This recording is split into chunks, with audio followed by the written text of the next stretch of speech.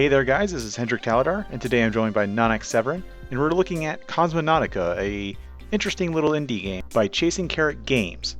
Alright, so this is Cosmonautica. Now Nonnak, you and I have been toying around with the alpha build, and that's what we're looking at here today.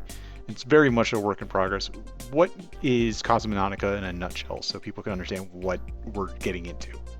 Cosmonautica, it's part of the emergent kind of space trading simulation. It aims to be a lot more than that, though. It's already clear from the alpha, the very early versions of the alpha had just very basic trading. Go to a location, grab some stuff, grab a mission, go to the next location. The way this wants to set itself apart is that it has a large amount of crew interaction and a large amount of ship customization. So they focus mainly on that end of it. There isn't as much on the heavy economic side. You know, there's the buy low, sell high option. But there isn't a universal market you can parse things through. You can move through systems, you can exploit arbitrage, and you can use your crew to advantage, though it seems like a lot of it is trying to keep your crew from becoming a liability. Yeah, I really got a Dwarf Fortress feel out of it, and how you managed your crew, you managed your ship maintenance, you managed your cargo hold, making sure, you know, you got more money on each run than you spent on doing the run.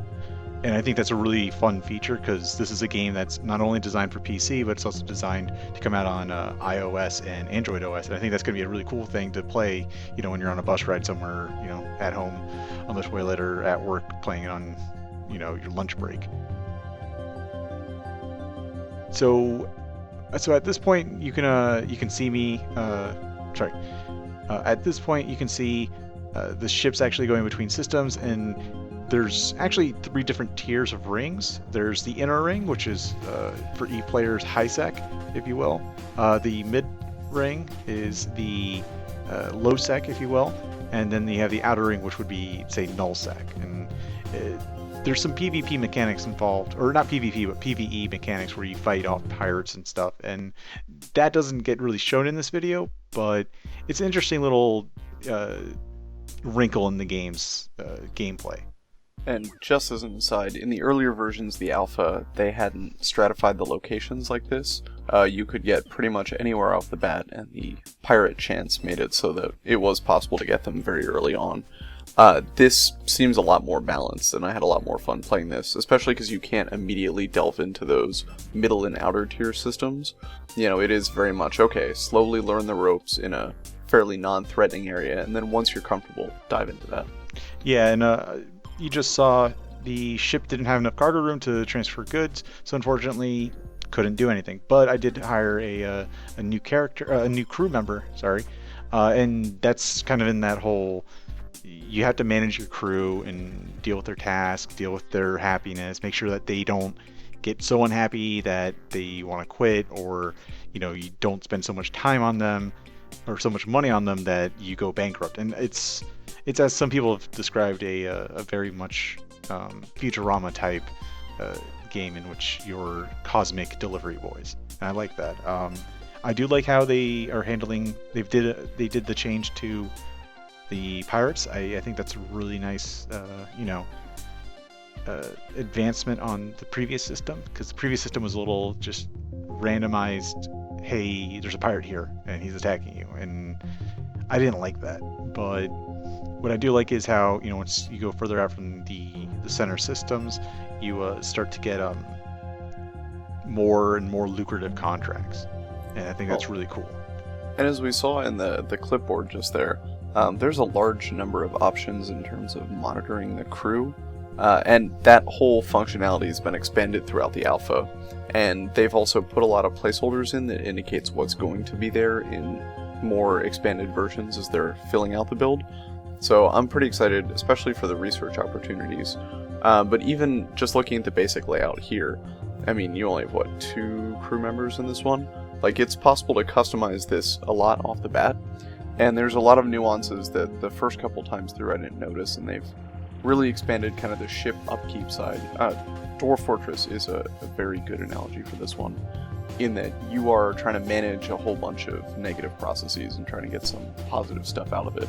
But it's very possible if you're not paying attention to the crew that they'll just sort of spiral out of control. Yeah, in the bottom right, you can see their morale, and for each individual crew member, you can see their hunger. And if you don't have enough food vending machines, they don't, they'll queue up, and one will get more hungry than the other, so they'll start to get unhappy. Or the same deal with the bathroom or the health. And there's different things you can add. In the previous build that we had looked at a couple months ago, they didn't have these things called cleaning bots, and clean upkeep wasn't a factor into the game. But this is about, I think, 10 or so builds of the game after that, and it's now a factor that you have to make sure your ship is clean. And like you said, it's that upkeep, and that nice little micromanagement that drives a lot of games like that are based off the Dwarf Fortress model. And I really like that because, again, you don't really see space games that do that. You have like stuff like Space Base DF9, but it's not as like refined to just a single ship. Well, and that's the other thing too, is the crew customization has improved a lot.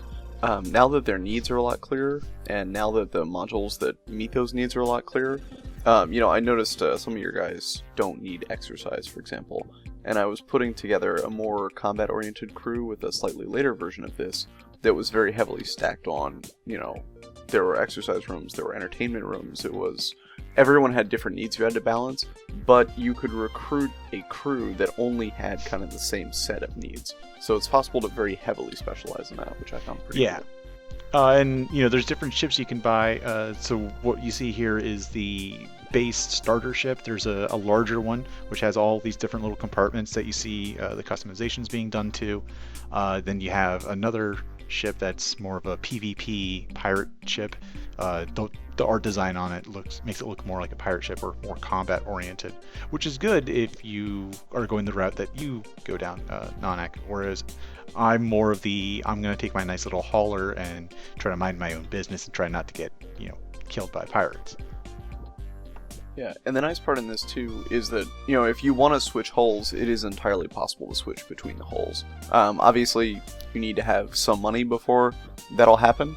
And the other good thing is that they now have a kind of early main mission that'll give you a bunch of cash.